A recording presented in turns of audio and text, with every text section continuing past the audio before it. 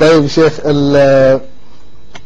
ماذا عن الطرائف في رمضان اللي صادفتك؟ والله الطرائف في رمضان انك تتعجب الحقيقة من كثرة أكل الناس، بحيث انه إذا جاء التراويح يبنج، ما يقدر يتبنج. يقول لي واحد من مسجد إمامي يوم جينا نصلي التراويح، طبعا الإمام يصلي 4 ركعات ويلتفت الجماعة زين. نعم. فهو يوم التفت الجماعة وجد الإمام المؤذن حقه نايم ما سلم، فتورط الإمام يكحكح للإمام يعني سلم، ترى التفتنا ودرنا عشان نكبل 4. فما له اللي يتكلم، فقال له نسوي نفسه كذا الإمام، سلم يقصد المؤذن سلم، رفع صوته، سمع المؤذن يقول له ايش؟ سلم، فقام حسب واحد جاي يسلم عليه، قام محله يسلم وهو ما سلم من صلاته. إذا نظرت لهذا كما قال بعض علماء الطب المعاصرين جزاهم الخير، أن كثرة الأكل في وقت الإفطار ينزل الدماء اللي في الدماغ ينزلها للمعدة، لأن جاء هجوم قوي على المعدة، فالدماء اللي داخل المعدة ما تساعد الهضم، فتطلب النجدة والغوث منين؟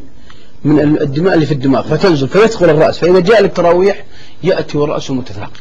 وأنا أقول لإخواني المشاهدين الأحبة اللي يسمعون الآن، ليس من رمضان مشروع للتسمين، ليس مشروع لزيادة الأوزان، ولكنه مشروع لزيادة ايش؟ الإيمان. نعم. ليس رمضان لزيادة الأوزان، لزيادة الإيمان.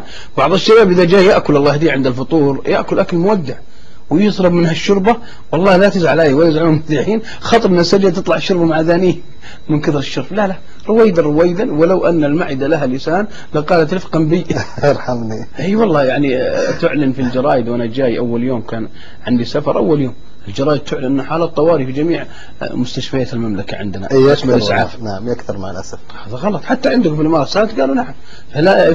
فليت الاخوة المستمعين والمستمعات وكذلك الامهات في البيوت لا يشغلون اولادهم بالاطعمة. بعض الناس اذا جاء الفطور حط له 60 شكل. احنا ما نقول الاكل حرام، الله قال كلوا واشربوا ولا تسرفوا، بحيث انه يكون رمضان شهر واحد لكن زاد الايمان وزاد التقوى وزادت الصفات وتغيرت الاخلاق الى الاحسن وتغيرت المعاملات الى الاطيب وتغيرت المعاشرات الى اما ناتي الى بعض الناس ترى وزنه قبل رمضان 86 بعد رمضان 98، يعني زاد 26 كيلو.